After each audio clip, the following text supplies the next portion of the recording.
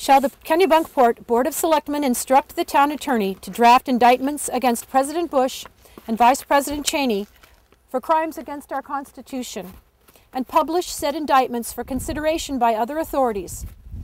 And shall it be the law of the town of Kennebunkport that the Kennebunkport Police, pursuant to the above-mentioned indictments, arrest and detain George W. Bush and Richard Cheney in Kennebunkport, if they are not duly impeached, and prosecute or extradite them to other authorities that may reasonably contend to prosecute them?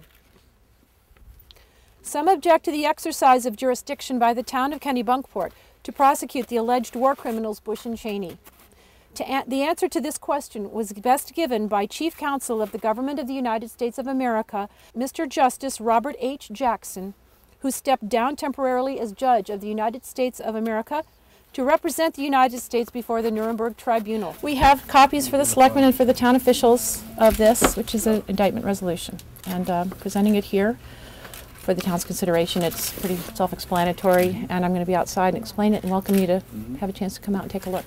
Great. It's just a matter of courtesy to give it to you now. Sure.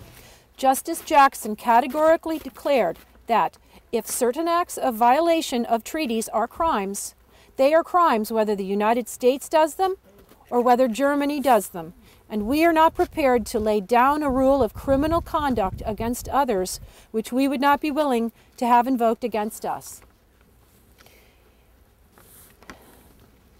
In view of this position taken by the United States before the Nuremberg Tribunal, Bush and Cheney are not only liable before the town of Kennebunkport, Maine, but any claim of impunity of the government of Kennebunkport or Bush and Cheney themselves is legally invalid, since no government can surrender the right invested in its citizens to invoke international criminal law, not by a resolution of the United Nations Security Council, nor the United States, nor the state of Maine, nor the town of Kennebunkport.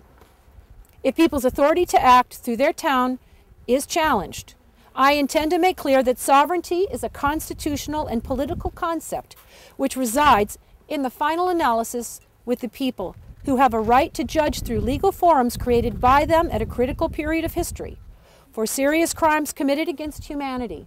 In particular, when several governments have abandoned the democratic principle of government, many being elected in seriously flawed electoral process on the basis of corporate support and campaign contributions.